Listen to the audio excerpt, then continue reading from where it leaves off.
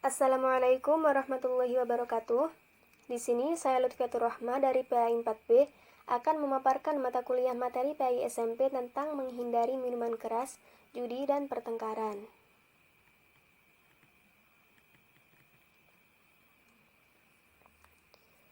Islam melarang keras umatnya mengkonsumsi khamar atau minuman keras, narkoba, dan sejenisnya. Minuman keras, narkoba, dan zat adiktif lain akan merusak fisik dan mental. Selain itu, hendaknya sebagai umat Islam harus menjauhi perjudian.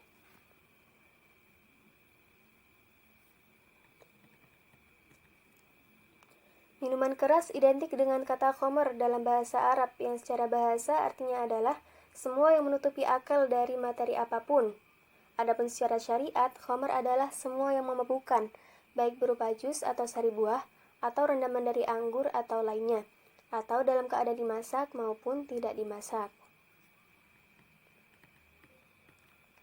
Adapun judi adalah sebuah permainan di mana pemain bertaruh untuk memilih salah satu pilihan di antara beberapa pilihan, di mana hanya satu pilihan saja yang benar dan menjadi pemenangnya. Sedangkan menurut Imam Syaukani menyatakan bahwa setiap permainan yang tidak lepas dari merampas harta orang lain atau merugikan orang lain dinamakan berjudi.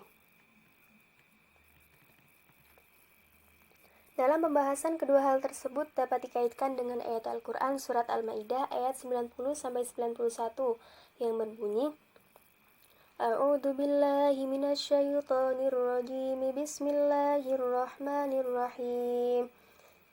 Ya ayyuhalladzina amanu innamal khamru wal maisiru wal ansabu wal azlamu rijsum min amalis syaitani fajtanibuhu la'allakum tuflihun. Innama yuridu syaitanu an yuqi'a bainakumul adawata wal baghdha'a fil khamri wal maisiri wa yasuddakum an dzikrillahi wa 'anis shalah fahal antum muntahun. Yang artinya adalah, wahai orang-orang yang beriman, sesungguhnya minuman keras, berjudi, berkurban untuk berhala, dan mengundi nasib dengan panah adalah perbuatan keji, dan termasuk perbuatan setan. Maka jauhilah perbuatan-perbuatan itu agar kamu beruntung. Dengan minuman keras dan judi itu, setan hanyalah bermaksud menimbulkan permusuhan dan kebencian di antara kamu, menghalang-halangi kamu dari mengingat Allah dan melaksanakan sholat. Maka apakah kalian berhenti dari mengerjakan pekerjaan itu?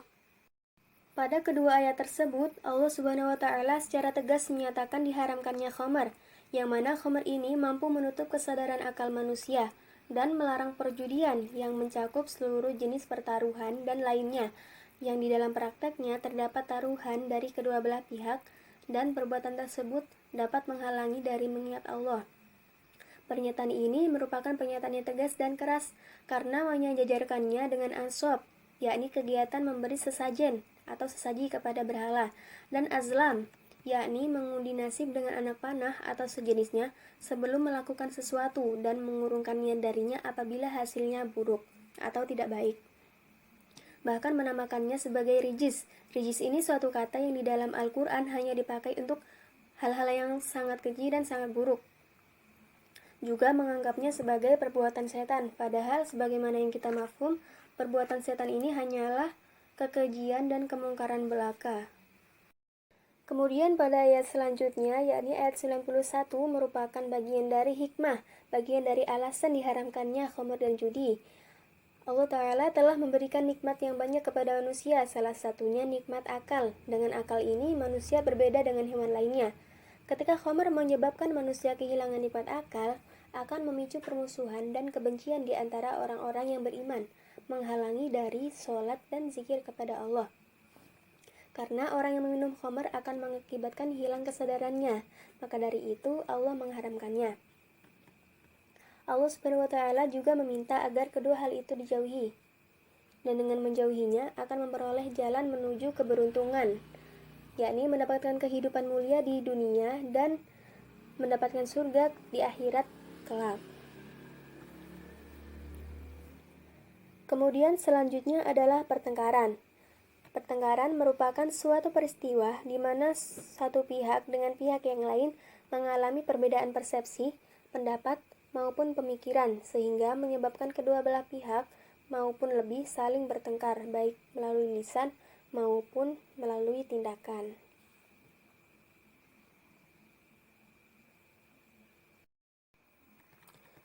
Dalam pembahasan hal ini dapat dikaitkan dengan ayat Al-Quran Surat Al-Ma'idah ayat 32 yang berbunyi, A'udzu billahi minasyaitonir rajim. Bismillahirrahmanirrahim.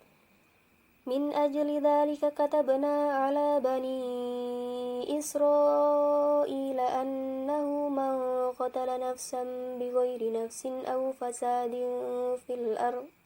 أو فساد في الأرض فكأنما قتل الناس جميعا ومن أحياها فكأنما أحيا الناس جميعا ولقد جاءتهم رسلنا بالبينات ثم إن كثيرا منهم بعد ذلك في الأرض لمسرفون.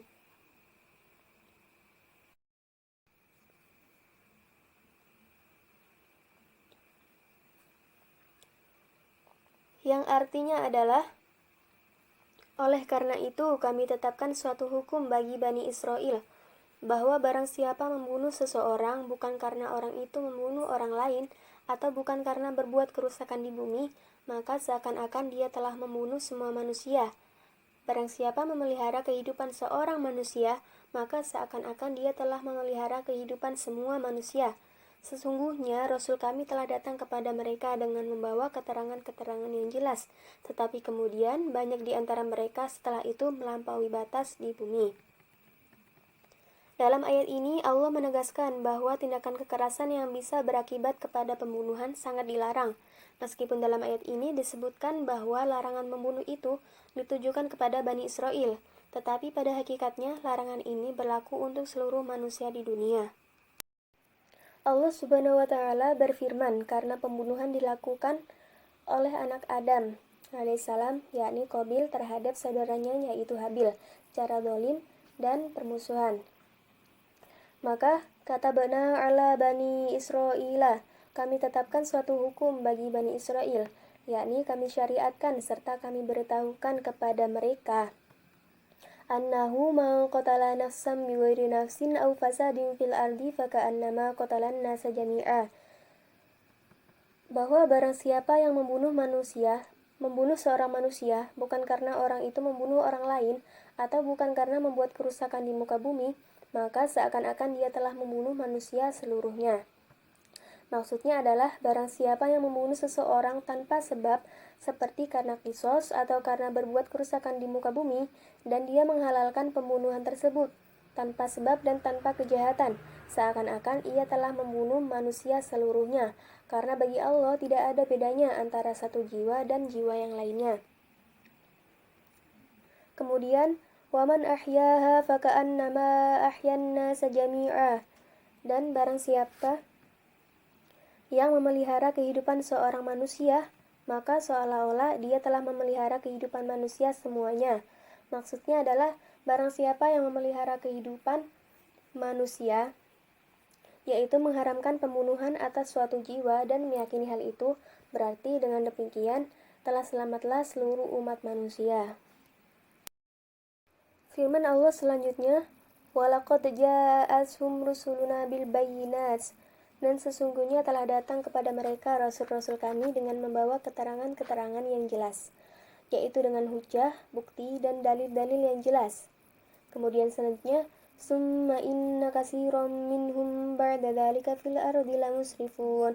Kemudian banyak di antara mereka sesudah itu sungguh-sungguh melampaui batas dalam berbuat kerusakan di muka bumi. Yang demikian itu merupakan celaan dan kecaman atas pelanggaran mereka terhadap berbagai perbuatan haram setelah mereka mengetahuinya. Sebagaimana Bani Quraizah, Bani Nadir, dan Bani Qainuqa yang terdiri dari orang-orang Yahudi yang berada di sekitar Madinah. Mereka berperang bersama suku Aus dan suku Khazraj ketika terjadi beberapa peperangan di antara mereka pada zaman jahiliyah. Dan setelah peperangan berakhir, mereka menebus orang-orang yang telah mereka tawan dan membayar diat orang-orang yang telah mereka bunuh. Mungkin cukup sekian penjelasan dari saya. Kurang lebihnya mohon maaf. Sekian. Wassalamualaikum warahmatullahi wabarakatuh.